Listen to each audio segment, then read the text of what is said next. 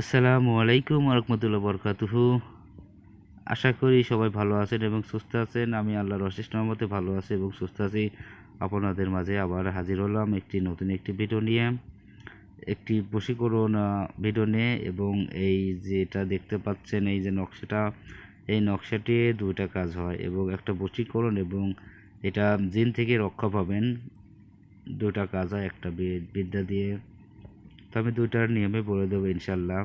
তো তার আগে বলে দেই, সবাই আমার চ্যানেলটা যারাই দেখবেন, যারা নতুন দেখবেন, যারা পুরাতন দেখবেন অবশ্যই লাইক করবেন, কমেন্ট করবেন, এবং যারা নতুন দেখবেন তারা অবশ্যই সাবস্ক্রাইব করবেন।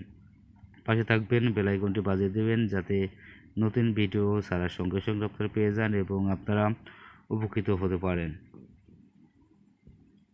তো যাই হোক, এর নিয়মটা বসে দিই আমি।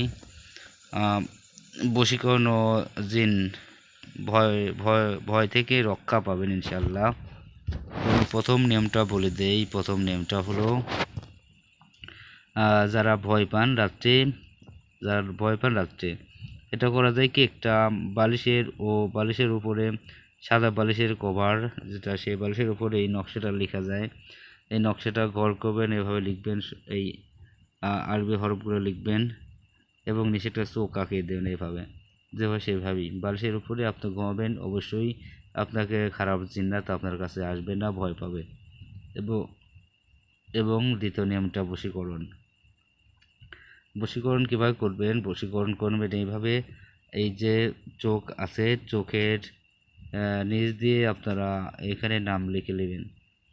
নাম লিখবেন, অমুকের দল ছেলে হয় করেন, তার অমুকের কন্যা অমুককে, আমি অমুকের পুত্র অমুকের কাছে হাজির করে দাও। আমি সম্পূর্ণ বলে দেই।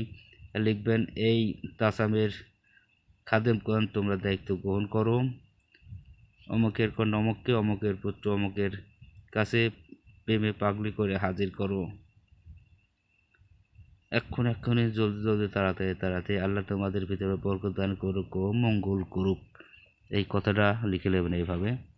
তো অবশ্যই আতর দিবেন, আতর ভরে দিবেন, তারপরে আগরবাতি ধোয়া দেবেন কমপক্ষে 2 মিনিট দিয়ে। আপনারা কি করবেন, আপনারা এটাকে আপনাদের কাছে রাখতে পারেন, কাছে রাখবেন এবং সেই মেয়েটার সামনে যাবেন।